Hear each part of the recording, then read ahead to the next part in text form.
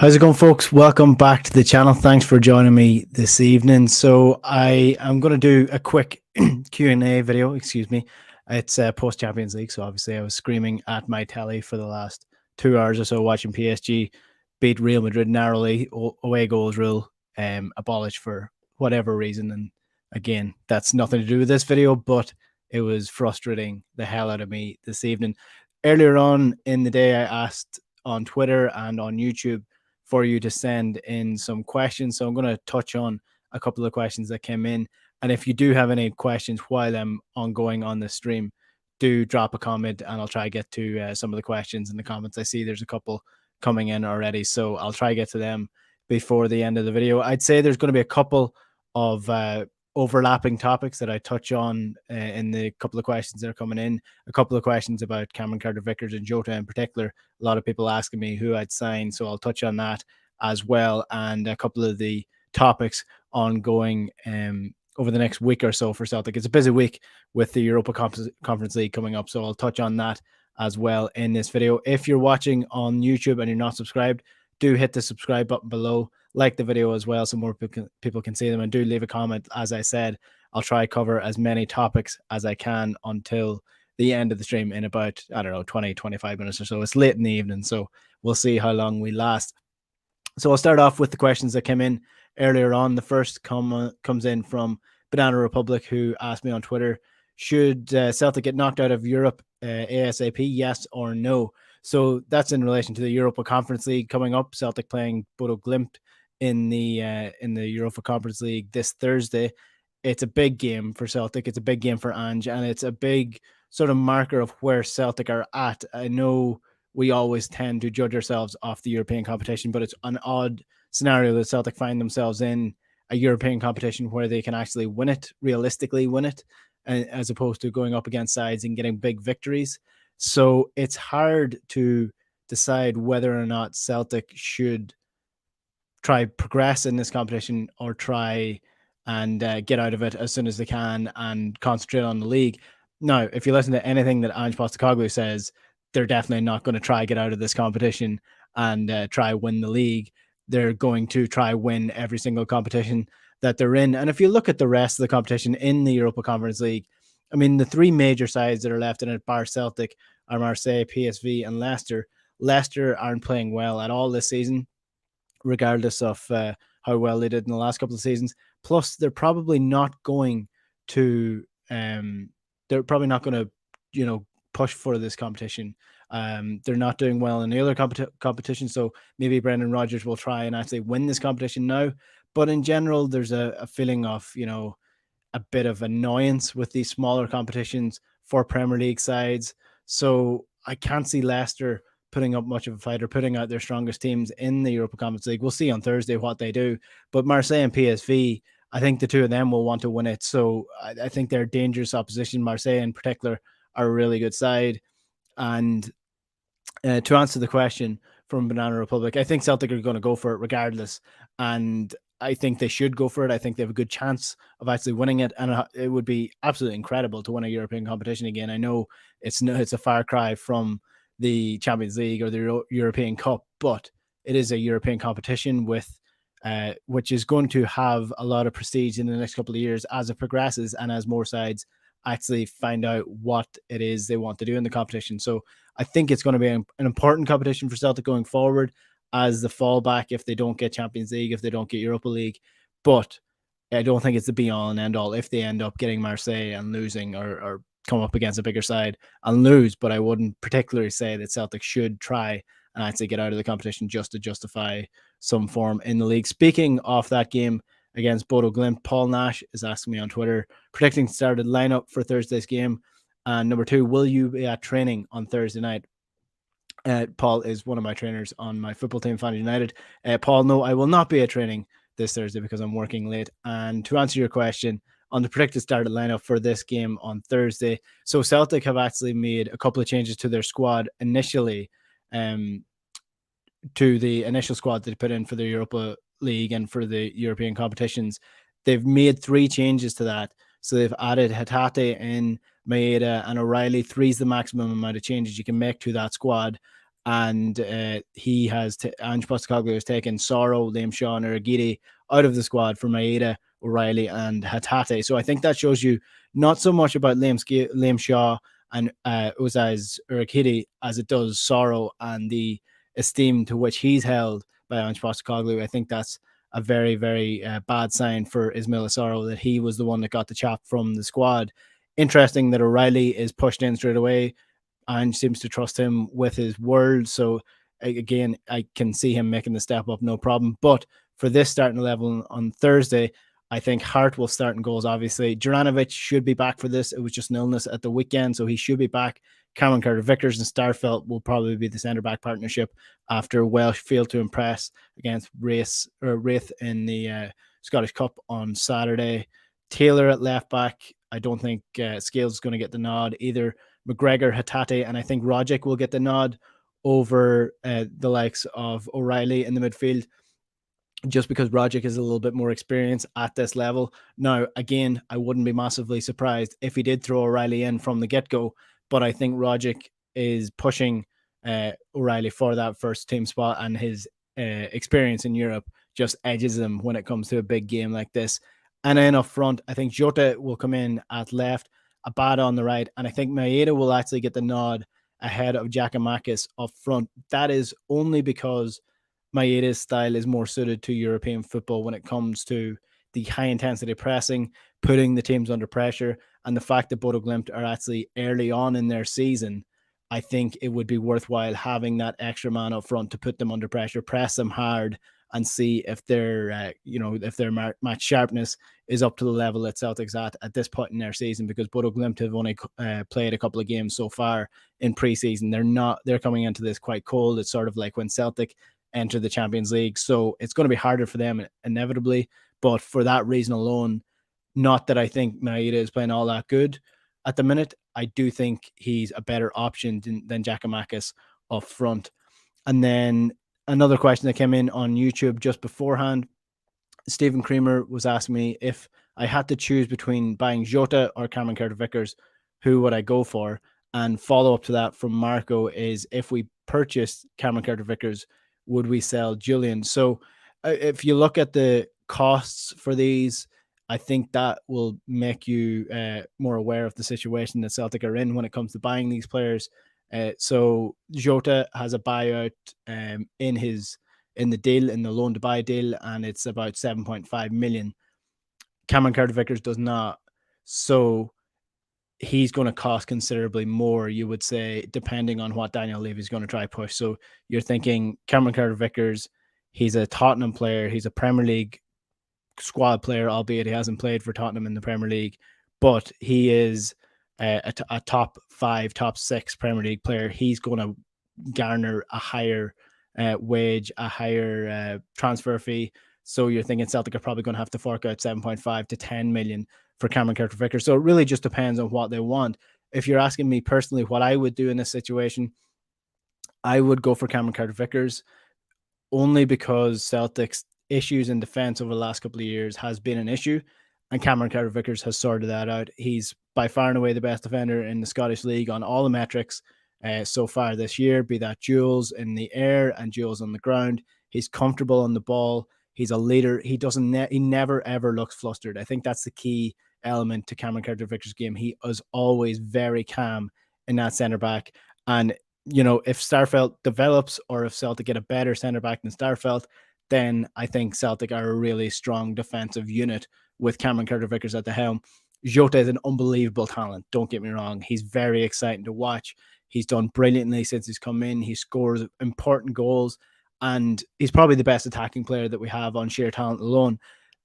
But the only reason I would go with Cameron Carter-Vickers, if we had to choose between the two, would be because I think Celtic have always had a habit of being able to get good attacking players where they have not really been in the habit of getting good defensive players. So I think Cameron Carter-Vickers edges it just for me if we're going for it. And then the follow-up from Marco is, if we purchase Cameron Carter-Vickers, should we sell Julian? So I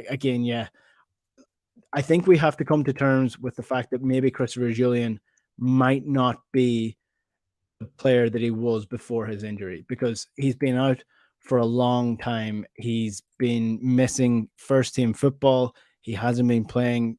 Even when Celtic were playing badly, he wasn't playing. And he's just not sharp as he was. He's not as sharp as he should be at the minute. And it's interesting that he's not immediately going on as the replacement when Celtic are making changes to the back. It was Welsh that got the nod ahead of him a couple of times. And whether that's because he's not fit enough yet, that could be the case.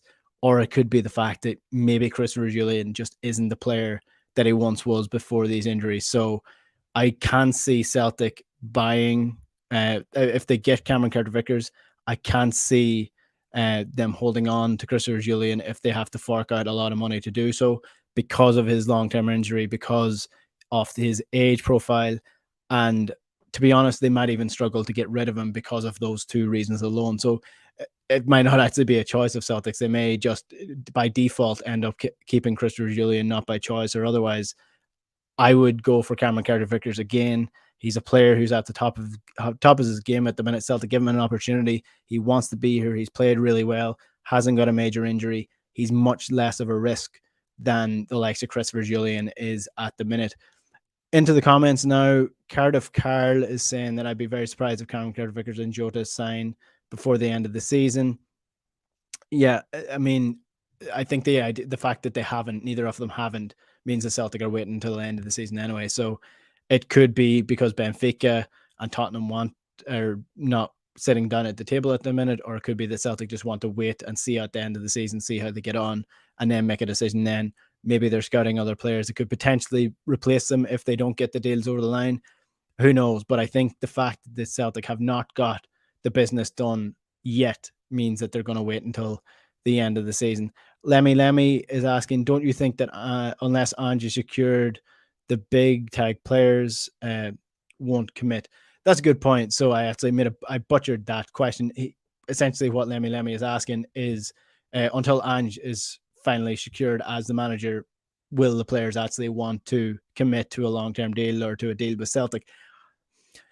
Unless a Premier League club comes in and swoops for Ange, I don't see Ange leaving Celtic. And even still, if a Premier League club comes sniffing, I can't see Ange leaving Celtic home and dry in the same manner of which Brendan Rodgers did. Now, that might be naive given the money that the Premier League clubs are able to throw around. But given the interviews that Ange has been given to Australian TV and talking about the ethos of the club and what drew him there and what's kept him there, and the affinity that he holds the same values as Celtic in his own life and in his own career, he holds the same sort of values that the fans do. I don't think Ange is going to leave Celtic in the same way that Brendan Rodgers would have. So I wouldn't be too worried about Ange's future. I think Celtic will get that sorted. And to be fair, you could be right. Maybe that's in the back of Jota's mind. Maybe it's in the back of Cameron Carter-Vickers' mind. But I think it's more down to the club just not getting those deals over the line just yet. I don't think it's much to do with Ange Postecoglou's future at the club, because I don't think that's something we need to worry about. Daniel Mack is saying Boak or Dembele, or Doak or Dembele. Sorry, I read your first comment where you made a typo. Now, this is a hard question to answer because, look, Doak is a young player who's played a couple of games. Dembele is a young player who's been on the fringes for a long time, but injuries have kept him from making a real impact on the pitch. It's nothing but conjecture to say that Dembele's attitude isn't right. That's just rumors. No one can confirm that unless they've actually been there. But Dembele's been horrifically unlucky with injuries. Doak hasn't really played enough for me to make give an educated answer on what kind of type of player he is. But early signs is that he's an exciting player who's getting the trust of a really good coach who has brought forward players and made them better. And the fact that he's getting the trust of Ange, if you take, for example, really experienced players, I mentioned Ismail Assoro earlier on in the video, the fact that Ange completely does not trust him and he's just not seeing game times, the fact that James McCarthy, who's an experienced Premier League side or player, isn't getting the trust of Ange, yet Doak is getting the trust of Ange to go on to the pitch in the first place, that makes me very exciting for the future of Doak at Celtic. And I hope he doesn't get an injury in the same manner than Dembele, because who knows what Dembele could have done by now with Ange if he was fit, if he hadn't got that injury in pre-season. I still don't think he would be playing ahead of Abada, but if I'm to make a guess or a decision on the two of them, again, you got to go with Doak because he hasn't been injured for Celtic for a long term. And if you stick with Dembele, football's a ruthless business. If you stick with him and he continues to get injuries in the same manner that he has, then you're blowing money down the way. On the bright side for Dembele, he's an incredible talent who hasn't really got to run a game. So if he can get fit and stay fit, he could be a brilliant player. He's still really young and still has time to develop. So both of them is the answer to that. Stephen Kramer says that Angelo will be wanting to test himself further against the bigger opposition. I presume that's in relation to the Europa Conference League. A couple of more questions in here. Daniel Mack, I bet you Brendan knows what Conference League is now.